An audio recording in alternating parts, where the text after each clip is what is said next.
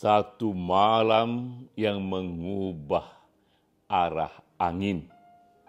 Ini mungkin metafor yang tepat menggambarkan debat calon wakil presiden malam ini antara Gibran melawan Muhammad Iskandar melawan Mahfud MD.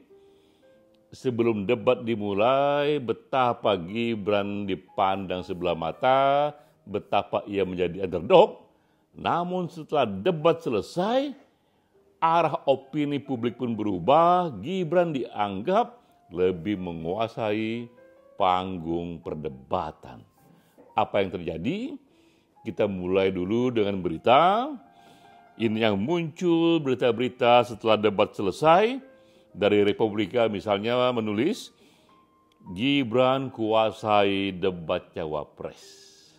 Dari TV One muncul judulnya, berpengalaman jadi wali kota Solo, Gibran dinilai kuasai isu debat perdana Cawapres 2024. Juga media lain mengatakan dianggap menang debat Cawapres malam ini, nama Gibran jadi omongan netizen. Bagaimanakah sebenarnya menang dan kalah debat presiden ini? Dinilai variabel apa yang umumnya dijadikan satu kriteria? Maka kita pun teringat perdebatan calon presiden pertama dalam sejarah di televisi.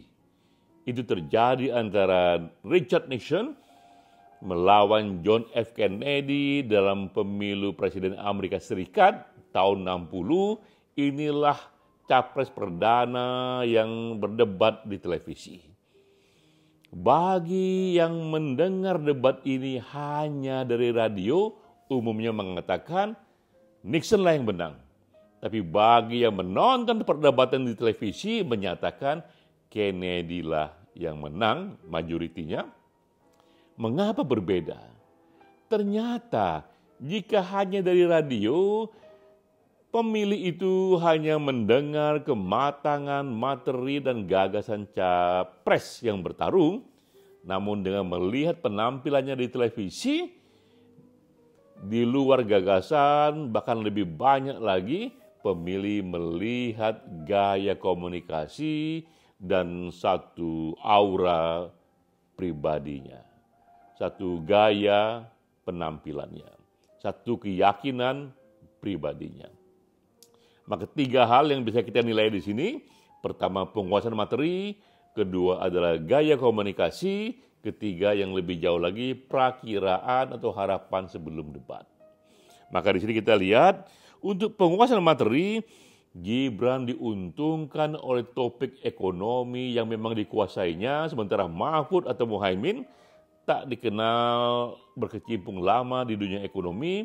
Dengan sendirinya, Gibran menguasai lebih banyak terminologinya, datanya. Terlihat ketika ia membahas soal hilirisasi dari nikel, ia nampak begitu menguasainya, lebih siap dibandingkan yang dikuasai oleh Mahfud dan Muhaimin.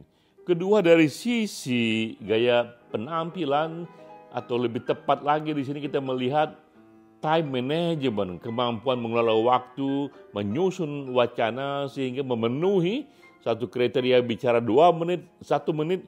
Di awal-awal terasa memang Gibran jauh lebih siap, sementara di awal-awal Mahfud dan Muhaimin tidak terlalu siap. Mengapa demikian? Karena memang Gibran sudah memiliki pengalaman debat di Pilkada Solo 2020. Ia sudah punya pengalaman di sana, sementara Muhaimin dan Mahfud belum mempunyai pengalaman perdebatan itu. Ketiga juga yang membuat Gibran diuntungkan, karena memang sebelum debat dimulai ia dianggap underdog. Ketika ia menunjukkan kualitas yang lebih tinggi, dengan sendirinya nilai tambah pada Gibran jauh lebih tinggi lagi. Nah, kita tahu sebelum debat dimulai, Prabowo Gibran sudah unggul di berbagai lembaga survei dengan selisih sekitar 18-22%. Penampilan debat malam ini nampaknya akan semakin memperkokoh keunggulan Prabowo dan Gibran. Demikian Ekspresi Data bersama saya, Denny J.A.